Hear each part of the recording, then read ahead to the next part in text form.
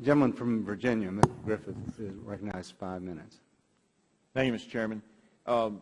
Massachusetts v. EPA, last line, the holding. We hold only that the EPA must ground its reasons for action or inaction in the statute. Can you tell me where in the statute it allows you to create a tailoring rule? The tailoring rule is based on our belief that the statute does not speak to the fact that there'd be too many sources to regulate all at once. It is an absurd result. That is the theory of the law. And I don't on disagree which we with you, base ma'am. the rule. It's an absurd result, but that's what the law says, and isn't it the right of the elected officials, this Congress, to make that decision and not unelected officials in the EPA? Sir, the United States Supreme Court held that the Clean Air Act... You had to do something, but you said you had to follow the statute. Mr. If you follow the statute, that was the third result. Mr. Chairman, Mr. Chairman, we kind of sat here. We've sat here and watched the questions from the members of the committee, subcommittee, and they ask questions, and the witness attempts to answer them, and they won't allow the opportunity to complete an answer. So I think that would you admonish the members to allow the witness to complete her answer before they interrupt her? Mr. Rush, thank you for that. These members have waited a long time, and we've been here. You've been very patient to be here, but I'm going to allow them to continue to ask questions. And can the witness please answer? Yeah, I'll make it a yes or no question. Do you believe the EPA should follow the law as written or request Congress to change it or ask Congress to relieve them of that obligation when the result of the law would be an absurd result? Yes or no, please. I believe EPA should follow the law as interpreted by the United States Supreme Court, and the rules that we have on the book are designed to avoid the absurd result. That is the basis for the rulemaking we've made. That is the basis for our attempts to be as reasonable as we can. In regard to certainty, and I'm doing a little cleanup too, in regard to certainty, you indicated that there were no plans for a cap-and-trade program.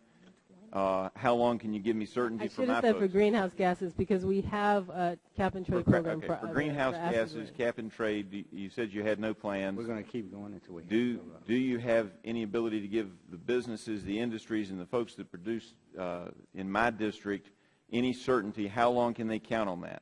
They will see proposed rules long before for public comment, and we have agreed to do industry listening sessions to hear from the industries how best they think we should approach future regulations. So there will be a transparent process. There will be no secrets. And I do not believe there will ever be a cap-and-trade program authorized under the Clean Air Act.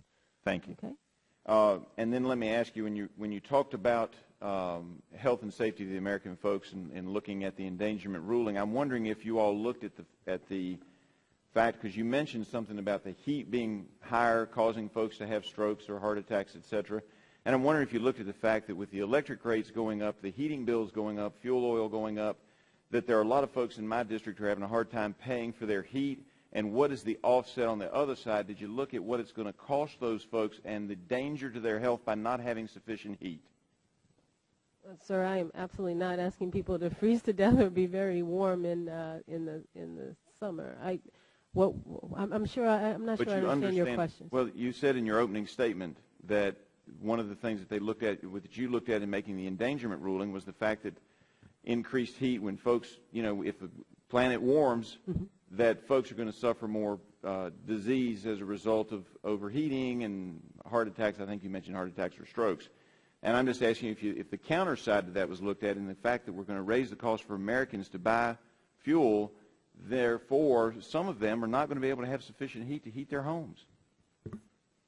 The actions we've taken under the greenhouse gas regulations are not intended to make less fuel available to Americans, sir. So these are common sense steps that actually, in the case of the car rule, means we'll need less oil. They're energy efficiency. They're meant to make us get every drop of energy we can out of every drop of gasoline or fuel that we use. So perhaps I'm not understanding. Right. The endangerment. Are you unaware that the regulations already imposed and additional regulations that are being placed on the power plants of the United States of America will make it more difficult to use coal, which is now 50% of our source, and if you eliminate that as a source, you're going to raise the cost of electricity, therefore making it hard for people to heat their homes? We are not intending to eliminate coal as a source of fuel. That is not the goal of reducing greenhouse gas emissions. What we are saying is that we can use the Clean Air Act to reduce and make a start in reducing greenhouse gas emissions. And I'm wondering if you all have looked at the possibility that, since I believe that you will send a number of jobs overseas, that the Chinese and the Indians and even the Ukrainians are going to use coal from my district and other districts around the United States, that the impact of that is that we may actually have more manufacturing in areas where they're not doing even the reasonable things that we're doing at this point, therefore contributing to the global environment additional pollutants in the air which will actually harm the Americans more than what you believe your actions will solve.